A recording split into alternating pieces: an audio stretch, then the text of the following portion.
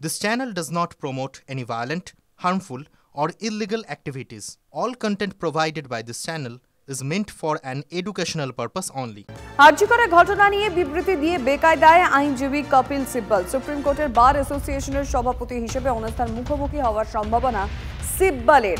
ডিটেইলে জানবো জ্যোতির্ময় কর্মকারের কাছ থেকে। জ্যোতির্ময়, দেখো, একদিকে যেমন পশ্চিমবঙ্গ সরকারের আইনজীবী হিসেবে সুপ্রিম কোর্টে আরজিকর মামলায় সওয়াল করছেন কপিল সিব্বল, তার পাশাপাশি তিনি পদাধিকার বলে সুপ্রিম কোর্ট বার অ্যাসোসিয়েশনের সভাপতি এবং তিনি সুপ্রিম কোর্টের বার অ্যাসোসিয়েশনের সভাপতি হিসেবে 21শে আগস্ট একটি বিবৃতি জারি করেন।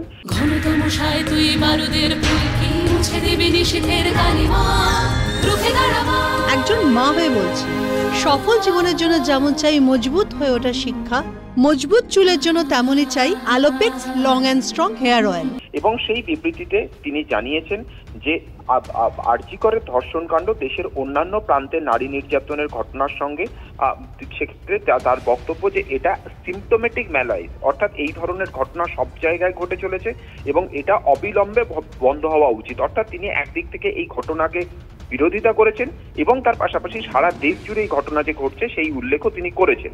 আর ঠিক এখানেই সুপ্রিম কোর্টের বার অ্যাসোসিয়েশনের একাংশের নেতৃত্বের বা সদস্যদের বক্তব্য যে কোথাও আরজিকরের ঘটনা সরলীকরণ করার চেষ্টা করেছেন সুপ্রিম কোর্টের বার অ্যাসোসিয়েশনের সভাপতি এবং তার বিরুদ্ধে অভিযোগ যে তিনি যে বিবৃতি জারি করেছেন, তিনি যে রিজলিউশনে কথা বলেছেন, সেই রিজলিউশন কোনো পরিস্থিতিতেই এক্সিকিউটিভ বডির মিটিং ডেকে করা হয়নি। তিনি বার অ্যাসোসিয়েশনের লেটার হেড ব্যবহার করেছেন এবং তাতে নিজে শুধু সই করেছেন, অর্থাৎ পুরো বিষয়টি আইন বিরুদ্ধ বলে তারা অভিযোগ করছেন এবং তার প্রেক্ষিতে 72 ঘন্টা সময় দেওয়া হয়েছে কপিল সিব্বলকে। তাকে এই বিবৃতি প্রত্যাহার করতে হবে এবং ক্ষমা চাইতে হবে। যদি তিনি ক্ষমা না চান তাহলে তার বিরুদ্ধে বার অ্যাসোসিয়েশনের সদস্যরা অনাস্থা প্রস্তাব নিয়ে আসবেন বলে তারা হুমকি দিয়েছেন এবং চিঠি দিয়েছেন এবং একাধিক চিঠি কপিল সিব্বলের কাছে এই বিষয় জমা পড়েছে। কিন্তু এখনো পর্যন্ত কপিল সিব্বল তিনি কোনো মতামত জানাননি। ফলত রাজনৈতিক মহল এবং আইনজীবী মহলের নজর থাকছে কপিল সিব্বলের পরবর্তী পদক্ষেপের দিকে। ধন্যবাদ জ্যোতির্ময়।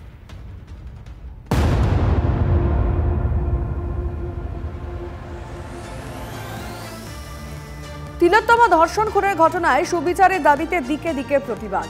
এবার সুবিচারের দাবিতে পথে নামলেন প্রাতঃভ্রমণকারীরা। রবীন্দ্র সরোবর চত্বরে প্রতিবাদ মিছিলে সামিল তারা।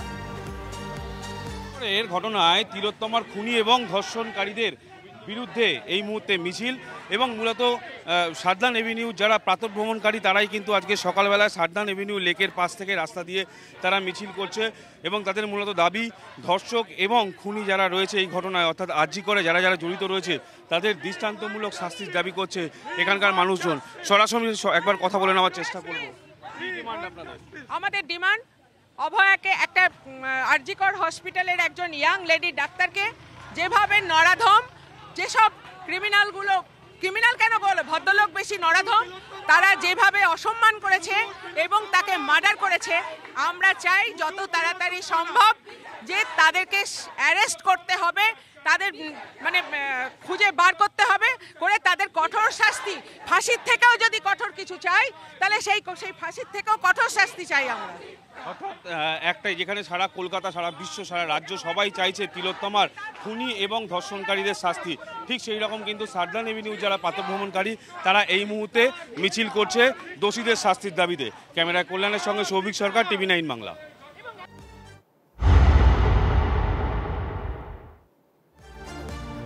ঠিকানা 1 এবার প্রেসিডেন্সি জেলে পার্থ জ্যোতিপ্রিয়র প্রতিবেশী সঞ্জয়। শুক্রবারই শিয়ালদা আদালতের নির্দেশে 14 দিনের জেল হেফাজত হয়েছে সঞ্জয়ের। আদালতের নির্দেশের পর প্রেসিডেন্সি সংশোধনাগারে তাকে নিয়ে যাওয়া হয়েছে।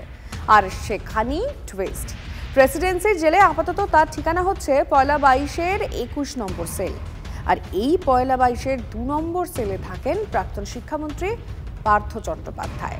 5 নম্বরে রয়েছেন রেশন দুর্নীতি মামলায় সিবিআই এর হাতে ধৃত প্রাক্তন খাদ্যমন্ত্রী জ্যোতিপ্রিয় মল্লিক। আর এবার তাঁদেরই প্রতিবেশী আরজিকরের ধর্ষণ ও খুনের মামলায় ধৃত সঞ্জয় রায়।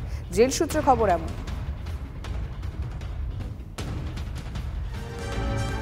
কেন সঞ্জয়ের পলিগ্রাফ টেস্ট জরুরি রয়েছে? সিবিআই সূত্রে খবর, সঞ্জয় প্রথম থেকেই জেলায় বিভ্রান্তিকর তথ্য দিয়েছে। হাসপাতালে ঢোকার কারণ, সময়, সেমিনার হলে ঢোকার কারণ ও সময় নিয়েও বিভ্রান্তিকর বয়ান দিয়েছে। পলিগ্রাফ টেস্টে এই বিভ্রান্তি কাটবে বলেই আশাবাদী সিবিআই। তিলোত্তমা ধর্ষণ ও হত্যা মামলায় সিবিআই সবথেকে বেশি গুরুত্ব দিচ্ছে ধৃত সিভিক ভলেন্টিয়ার সঞ্জয় রায়ের পলিগ্রাফ টেস্টে। কেন গুরুত্ব দেওয়া হচ্ছে তার পলিগ্রাফ টেস্টের উপর? সিবিআই সূত্রে খবর, তাকে এই 14 দিনে যে ধরা হয়েছে, তার যে বয়ান রেকর্ড করা হয়েছে, তার বয়ানে একাধিক জায়গায় বিভ্রান্তিকর তথ্য রয়েছে, তদন্তকারীদের বিভ্রান্তি করার চেষ্টা। অর্থাৎ প্রত্যেক দিন সে তার বয়ান বদল করেছে, এবং সেক্ষেত্রে কোন কোন ক্ষেত্রে বয়ান বদল করেছে তদন্তকারীরা বলছেন তার হাসপাতালে ঢোকার সময়, হাসপাতালে ঢোকার কারণ, সেমিনার হলে ঢোকার সময় এবং সেমিনার হলে ঢোকার কারণ সম্পর্কে বিভিন্ন সময় বিভ্রান্তিকর তথ্য দেওয়ার চেষ্টা করেছে তার প্রত্যেক দিনের বয়ানে। ফলে এই সময়গুলো, অর্থাৎ এই তার হাসপাতালে ঢোকার কারণ এবং সময়, সেমিনার হলে ঢোকার কারণ এবং সময়, যেটা তদন্তের ক্ষেত্রে সবথেকে গুরুত্বপূর্ণ, তার কারণ সেই সেমিনার হলে এই নৃশংস হত্যা, নারকীয় হত্যার ঘটনা ঘটেছে। তাই মূল অভিযুক্তের বা ধৃত মূল অভিযুক্তের ক্ষেত্রে পলিগ্রাফ টেস্টের মাধ্যমে তারা এই ধোঁয়াশাগুলোই কাটাতে চাইছেন বা এই মিসিং লিঙ্ক বা এই ভ্রান্তিগুলো কাটাতে চেষ্টা করছেন। সঞ্জয় যে মিথ্যা কথা বলছে তার সম্পর্কে তথ্য প্রমাণ রয়েছে তদন্তকারীদের কাছে, অর্থাৎ সিসিটিভি ফুটেজ, পারিপার্শ্বিক তথ্য প্রমাণ, তার গতিবিধি এবং অন্যান্য সাক্ষীদের বয়ান অনুযায়ী তদন্তকারীরা তাদের যে তথ্য রয়েছে সঞ্জয় তার উল্টোটা বলছে। সেই কারণেই সঞ্জয়ের পলিগ্রাফ টেস্টে সবথেকে গুরুত্ব দিচ্ছে সিবিআই তদন্তকারীরা। ক্যামেরা অমিতের সঙ্গে সুজয়, TV9 বাংলা, কলকাতা। ঘটনার রাতে কি হয়েছিল? কোথায় ছিলেন তিলোত্তমা? রাতে কোনো রোগী দেখার ক্ষেত্রে কি ডাক পড়েছিল তিলোত্তমার? এমন একাধিক প্রশ্ন ঘোরাফেরা করছে। আরজি করার একাধিক ব্যক্তির বয়ান পরপর রাখলেও বেশ কিছু প্রশ্ন সামনে আসছে, সেদিকেও একবার নজর রাখা যায়।